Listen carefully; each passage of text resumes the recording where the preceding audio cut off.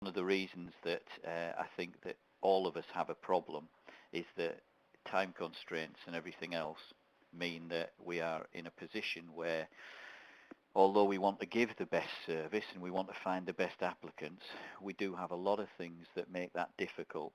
And so some of the things that I'm going to cover there are the why we have a thief of time, how to save time in screening CVs, some of the telltale signs that will get you to the best applicants, and then the feedback and your own brand, and just talk a little bit about that. One thing that I do think is worth saying right at the outset is that there are things that cause this to be an issue. One is the time constraints due to other responsibilities you may have, particularly if you work in HR. The various formats in which CVs are delivered, so they can be on paper or electronic. The in-house requirements you have for application forms and maybe cover letters. Categorising the applicants in terms of suitability. Providing feedback and arranging telephone and or face-to-face interviews, eligibility to work considerations, and getting decisions from actual hiring managers. So clearly if these are processes that had to be done on every single application, it'd be extremely onerous task demanding many, many hours to complete. So if we just move on a little bit. Right, we're going to talk about the considerations. So things like other responsibilities, what do I mean by that? Effectively what that is what you or your own company's criteria are for considering an applicant. It could be that as a company you will only consider postal applications or email applications, or you might only consider those that have completed your own application form. In this case, all others can be immediately discarded. This is where I'm starting to touch on prioritisation. We'll cover that in more detail later on.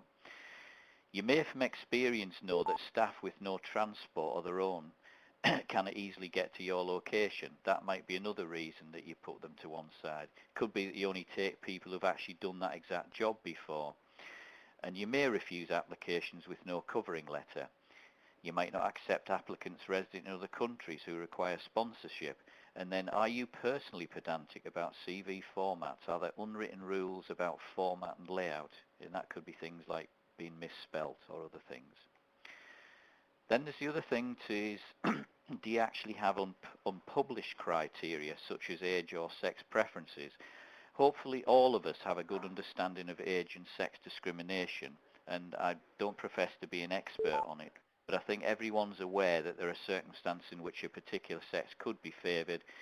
It's often the case in domiciliary care, where a preference for female employees can actively be advertised. Whilst this is not the norm, it should be noted when making decisions that there are very few instances where discrimination as we know it can be allowed. Age discrimination is a much greyer area, excuse the pun. If an employer is looking, let's say, for an apprentice, junior or a trainee, I think it's reasonable to expect that most applicants would assume rightly or wrongly that this is aimed at a younger audience. The problem is that you can't exclude applicants because of their age, and if an older applicant applies, you need to consider them equally. It may be that they exclude themselves by being overqualified or earning too much, but either way, they deserve consideration. Job title is another area of perceived discrimination, albeit unintentionally. An example of this is in titles that traditionally had man at the end of the title, such as fireman or foreman.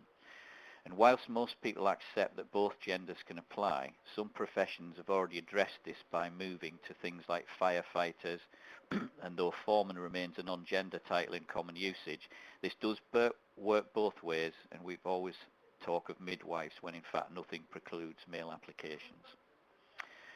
You've also got to consider who has authority to negotiate on benefits and a package. And the final consideration really relates to screen in or out applicants that require additional benefits such as a car, relocation expenses. In most instances, it's better to shortlist any suitable applicants that meet the criteria and then seek guidance on what benefits can be offered. Also, do you consider applicants that live outside of your geographical area? Probably the easiest criteria on which to exclude applicants. Depending on your sector, this could be critical. For example, if you need to be on call and required to be on site in 10 minutes, then location is extremely important. And conversely, if the role is field-based, location constraints might be much more flexible. If you operate from a rural location with limited public transport, then you might have to exclude applicants without their own transport or without a driving licence. You may need to be flexible in your approach because longer commute times in areas such as Greater London are considered the norm, whereas in more rural areas people might not be willing to travel 30 minutes to get to work. This also includes applicants living outside of the UK. You may have a policy that you cannot sponsor visa applications, but you may be okay to consider if they're making their own working visa arrangements. Another interesting one is whether you would consider applicants on higher salaries than you're prepared to pay. I'm guessing here that you ask that as a question anyway, but whilst it's the norm to negotiate on salary, if an applicant is of a particularly high calibre or earning more money, you may not have the flexibility to pay more than the advertised rate, in which case higher earners would need to be excluded. You also need to consider a question why an applicant currently earning more would want to work for you for less. What other questions does this raise? Has anybody actually come across that? If you have, can you put a little yes into your chat box?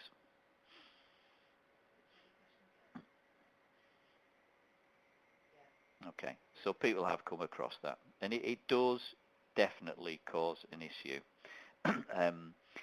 If the majority of the applicants are earning more than your published salary, do you need to reevaluate your own salary guidelines? Now that's something that might have to happen during the recruitment process, because quite often we see vacancies where a high number of the applicants earn far more than the particular client is willing to pay, which means you probably need to revisit what the salary parameters are.